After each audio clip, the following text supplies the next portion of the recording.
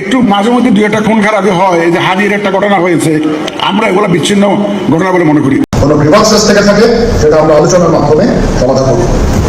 এটার জন্য ডানে বায়ে দৌড়িয়ে কোনো লাভ হবে না।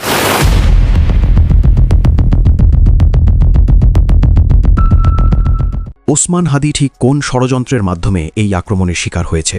অনেকের মতে এটি কোনো সাধারণ অপরাধ নয়, বরং একটি সুপরিকল্পিত ষড়যন্ত্রের ফল।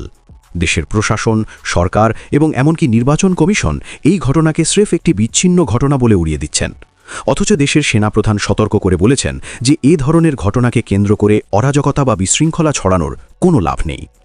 দেশে এত নিরাপত্তা বাহিনী ও প্রশাসনিক ব্যবস্থা থাকা সত্ত্বেও সিসিটিভি ফুটেজে অপরাধীকে স্পষ্টভাবে শনাক্ত করা সম্ভব হলেও এখনও তাকে গ্রেফতার করা যায়নি। এতে প্রশ্ন উঠছে, আসন্ন নির্বাচনকে বানচাল করার জন্য কি এর পেছনে কোনো গভীর চক্রান্ত রয়েছে? কেউ কেউ মনে করছেন এটি সরকার বা তাদের উপদেষ্টাদেরই কোনো পরিকল্পনা। রাজনৈতিক বিশ্লেষকদের একাংশ বলছেন, যখনই সরকার নিজেদের কোনো ভুল বা অপরাধ আড়াল করতে চায়, তখনই এ ধরনের সাজানো ঘটনা সামনে আনা হয় জনগণের দৃষ্টি অন্যদিকে সরানোর জন্য। অন্যদিকে হাদির বর্তমান গুরুতর অবস্থা দেখে কেউ কেউ আবার বলছেন যে তিনি জীবিত থাকতে সেনাপ্রধানসহ বিভিন্ন প্রভাবশালী গোষ্ঠীর বিরুদ্ধে যে সাহসী ও বিতর্কিত মন্তব্য করেছেন তা রাজনীতির শিষ্টাচারের বাইরে ছিল। এরই পরিণতি হিসাবে তার উপর এই নির্মম আঘাত এসেছে।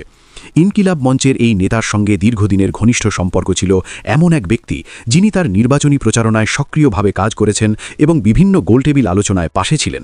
তার হঠাৎ অনুপস্থিতি অনেকের কাছে সন্দেহজনক। এটিকে কেউ কেউ 5ই আগস্টের ঘটনার সঙ্গে তুলনা করছেন, যেখানে বৈষম্য বিরোধী আন্দোলনকে পরবর্তীতে একটি পরিকল্পিত মাস্টার প্ল্যান বলে অভিযোগ উঠেছিল এবং তার পেছনে নির্দিষ্ট মাস্টার মাইন্ডের নামও গণমাধ্যমে প্রকাশ পেয়েছিল।